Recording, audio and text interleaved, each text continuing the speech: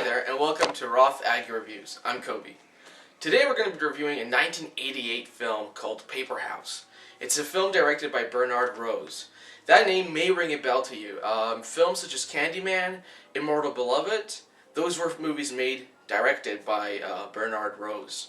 This movie is quite unusual for Bernard Rose, in the sense that not only is it his first film, but also the genre is quite different. It's a film really made for kids, and it's also spooky, so it has an element of kind of like Goosebumps, Are You Afraid of the Dark?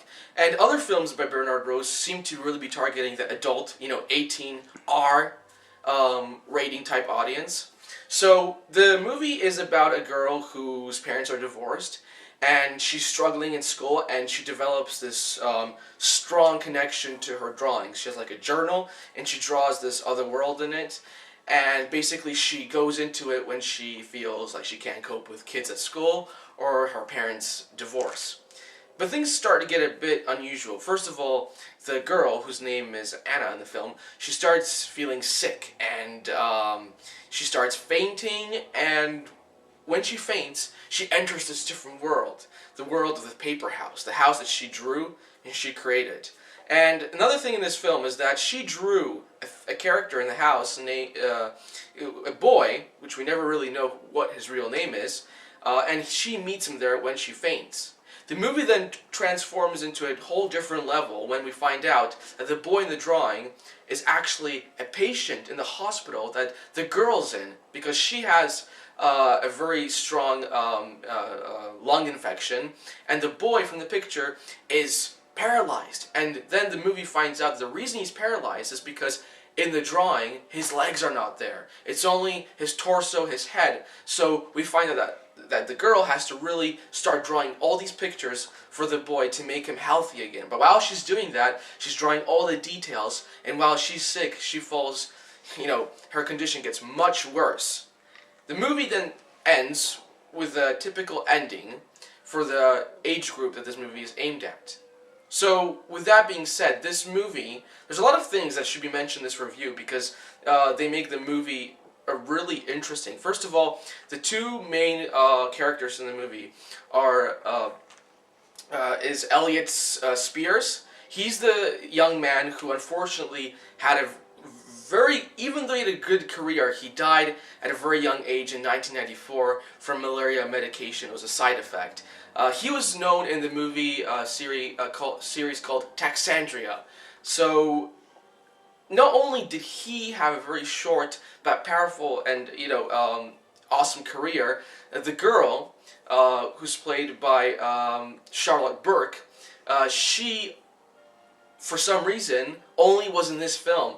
A lot of people who are child actors and have a debut like this usually go on much further and either become, full-blown celebrities, or they just stay as, TV, movie actors. But for some reason, she just stopped acting after that, and it kind of seems like it's interesting that she stopped acting and Elliot Spears died, after the movie was made, a couple years after the movie was made. So let's talk about the way the movie's made. As we mentioned before, this channel really focuses on cinematography, and this movie is very dependent on cinematography because it's ultimately the two locations are the real world versus the world of the drawings. And the world of the drawings is similar to the world of the real world, but there's one difference. The houses are exaggerated, the sky is very much German expressionistic, the landscape is something you would only see in your dreams.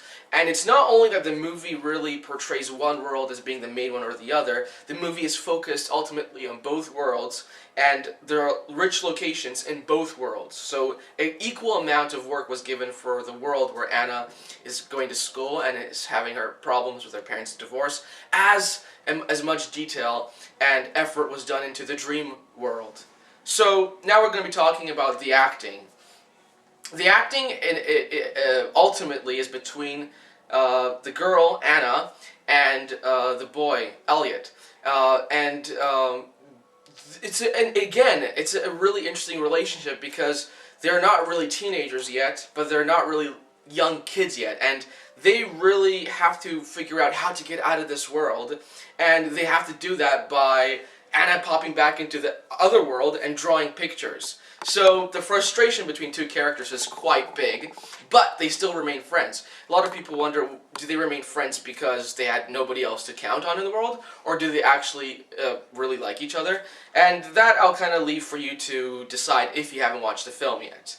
Now, most people who are probably watching this review either are watching this review because you've seen the film or because of the book that the movie was based on. The book is, again, a typical Goosebump type book. It's really aimed at kids, but it's got the spooky level. The difference in this book that I would say why I find it scarier than Goosebump books is because there's actually there's that concern about these two young kids, whether they're going to live or not, because they are both, in the hospital. So it touches on a lot of touchy subjects and very sad subjects. And a little bit of trivia, not trivia, but actually facts about the film that really make you realize why why it's such a good film. The mother of Anna was actually an American actress, and her accent, because she was American in the movie, for the first draft movie, the whole movie was her with an American accent. But then when they found out that the movie was going to be having a cinema release, then they had to realize that they had to, she had to dub a British accent from the very beginning to the very end in all the scenes that she was talking in. And that, it can be quite hard because, the dubbing was done probably in a span of a week or less. And that again shows good acting because, if she was told before that she was going to have to do a British accent, perhaps, then, she would have been like, okay, I'm going to start practicing. But it was totally, she was unaware, everybody was unaware. So there had to be a decision for her to have a British accent, and that's why she did it. And on such a short amount of time, short notice to do that, that's just great. Other things about this film is that the director, it was his first film, as I mentioned, and it was a very brave attempt because a lot of directors who make films of this, length, feature films, they usually don't take as many risks, and the risks in this film are very big. The risks are such as the architecture for the sets, getting locations. One of the Dream World was filmed in British Isles, and filming in England, especially in that time, was quite hard. A lot of people who would make films in England would actually travel to LA. So Bernard Rose somehow really, persevered with that and decided to film it in England. Interestingly enough, some of the other films by Bernard Rose are actually filmed in the States. So that's kind of like a mystery why this one would be so much work just to be filmed in England, and the other films would be just were filmed in the States. Now, with that being said, this is where we get into kind of the book and the movie. As you may know, there's a book called the Wardrobe, the Lion, and the Witch, right? The Narnia, right? And in that case, the writer really wanted to have the cast and the cast of the characters to have British accents and to be British citizens, just to keep the authenticity. Maybe the same thing was done here. Certainly, there's not that much information about those kind of why it was really filmed in England, because the book really could have been set anywhere. It's just basically written in English. Again, this film is sad, not really because of the storyline, but because it shows that two budding, actors, their careers were, cut short either because, Charlotte Burke didn't want to act any further, which was a real pity, because most people that have acting, who can act so well at that age, like, for example, Kate Maberly, Emma Watson,